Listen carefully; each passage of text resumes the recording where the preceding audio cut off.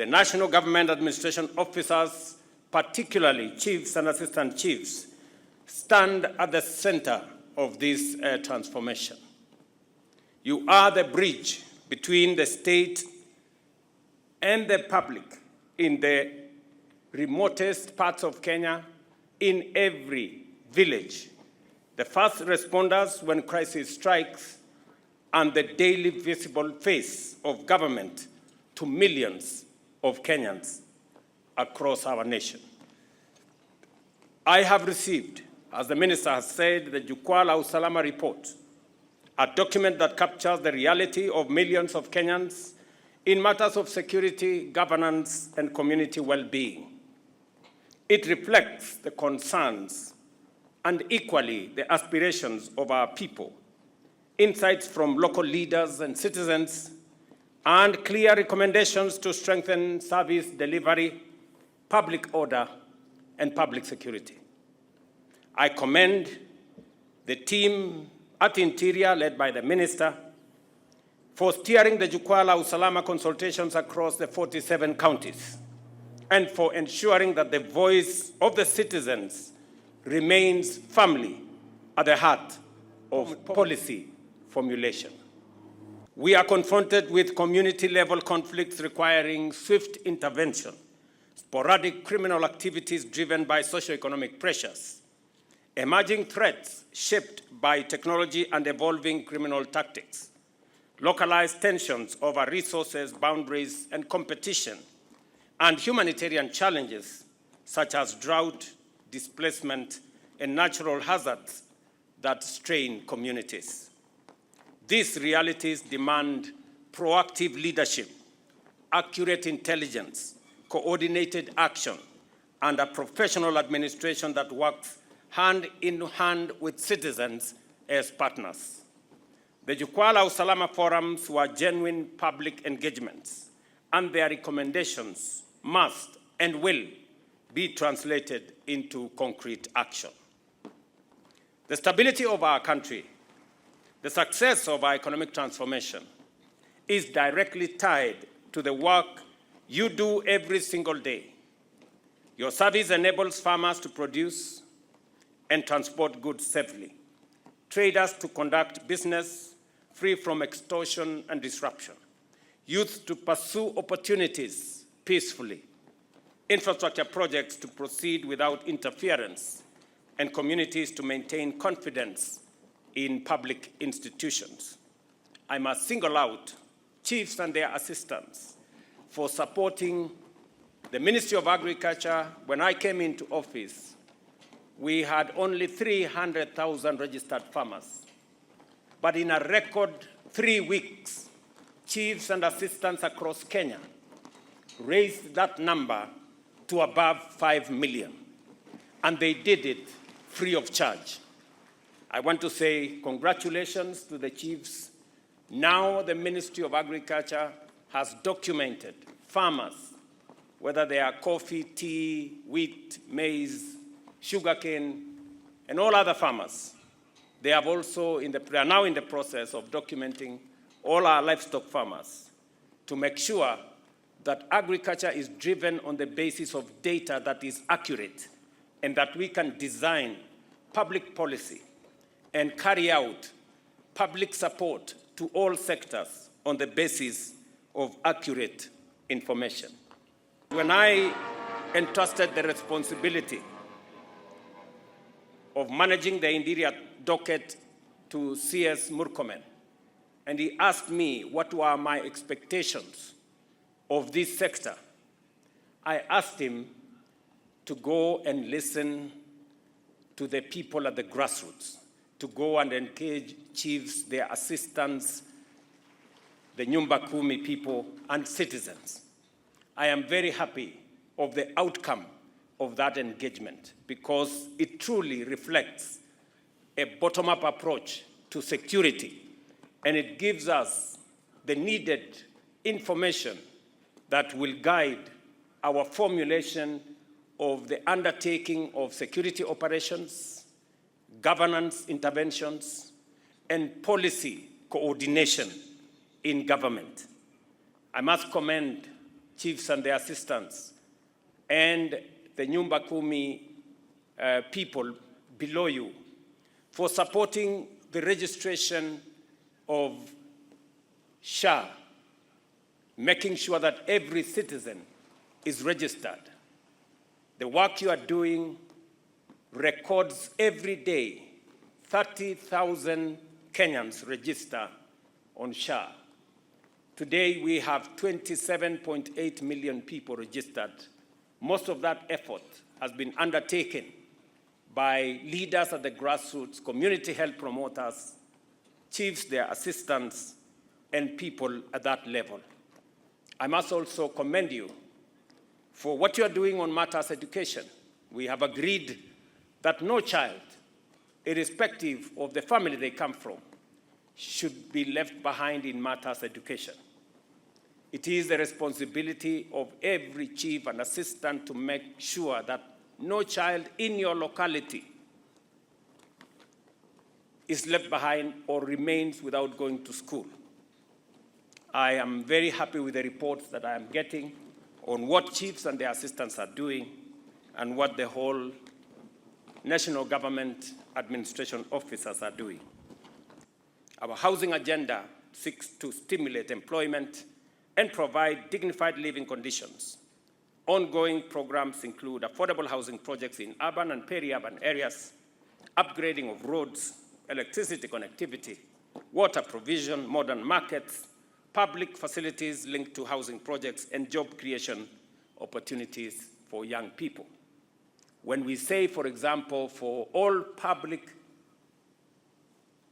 infrastructure constructions, it is your responsibility to ensure that young people from that particular locality become beneficiaries. They become part of the development of whatever infrastructure that is going on in whatever locality.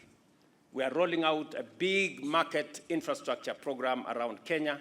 It is also your responsibility to work with the county governments to make sure that accurate identification of beneficiaries is undertaken, because these are public resources that have been used to develop this infrastructure. You are expected to enhance public awareness, counter misinformation, mobilize uptake and protect public land, and support orderly implementation of all government projects. Since the Nyota program was launched, which is now going on around Kenya, our target is to reach 110,000 young entrepreneurs nationally. The program also includes on-the-job experience for 90,000 young people and recognition of prior learning for 20,000, alongside savings and capacity building initiatives to help young people trade with government. And when I say young people, I mean both men and women, and I did specifically single out single mothers to participate in this exercise. Your role is to mobilize beneficiaries, support fair trading environments, eliminate disruptions, promote good governance in cooperatives and SACCOs, and facilitate access to information on government policies and opportunities. At the same time, the government continues to expand digital public services to enhance efficiency and transparency. Over 27,000 services have already been onboarded onto the digital platforms, with further expansion underway, including universal connectivity and the rollout of Jitume labs in all wards. You are expected to adopt digital systems fully, ensure accurate reporting, and support citizens in accessing digital services. Agriculture remains the anchor of our bottom-up economic transformation agenda and the foundation of our economic renewal. Key achievements and ongoing initiatives include the registration of over 7.1 million farmers now for the fertilizer subsidy program and other policy interventions required by government. Expansion of farmer support initiatives to increase productivity and to reduce the cost of production. Strengthening value chains to create jobs and broaden market access. Major investments in irrigation and water harvesting to mitigate climate shocks and enhance access to inputs, training, and market linkages. I urge you to promote these programs, ensure that farmers receive the services they are entitled to, resolve resource-based disputes promptly, and guarantee equitable access to inputs and opportunities. Ladies and gentlemen, micro, small, and medium enterprises remain the engine of our local economies. Ongoing efforts include the expansion of access to finance platforms such as Hustler Fund, the National Youth Opportunities Towards Advancement (NYOTA), and the National Government Affirmative Action Funds, strengthening cooperatives and community enterprises, and advancing county-level industrialization through county aggregation and industrial parks. The Minister just recorded that chiefs and assistants and all members of the National Government Administration officers are multi-purpose officers. Your support is for all sectors of government, from health to education to security to all the other sectors that require government support. And I have instructed that any government policy that has been passed by national government or county government, it is our responsibility, it is your responsibility to support all development, whether they are being undertaken by national government or county government, so long as it is for the benefit of the people of Kenya. You owe such policy interventions support. Your role is to ensure households are informed, to support community health workers in outreach programs. Our ambition is to nurture a globally competitive generation of young people. Ongoing initiatives are expanding school infrastructure and basic education, implementing new university funding model, ensuring 100% transition from primary to secondary and from secondary to tertiary institutions, while expanding technical and vocational training and improving on school feeding program and safety net programs. You are required to support enrollment, retention, school safety, and mobilization for education programs. For you to execute this responsibility effectively, you must continuously educate yourself on government programs, ensuring that you articulate them accurately and confidently. Tumekubaliana ya kwamba sisi ni nchi ambayo tunafuata sheria. Wale ambao wanatumia vijana kama wahuni, watu ambao wanatumika kulete fujo, kupiganisha wananchi, kulete maafa, hawa ni watu ambao hatuwezi kukubali. Na nishamueleza Inspector General wetu wa polisi kwamba watu hawa wote lazima wachukuliwe hatua kali za kisheria, ndio tukomeshe uhuni na mambo ambayo yanaharibu usalama katika taifa letu la Kenya. Ningependa pia kusema maneno pia ya gender-based violence. We must be a society that is sensitive to all of us. Women are our mothers, they are our sisters, they are our wives, they are our daughters, and we must protect them.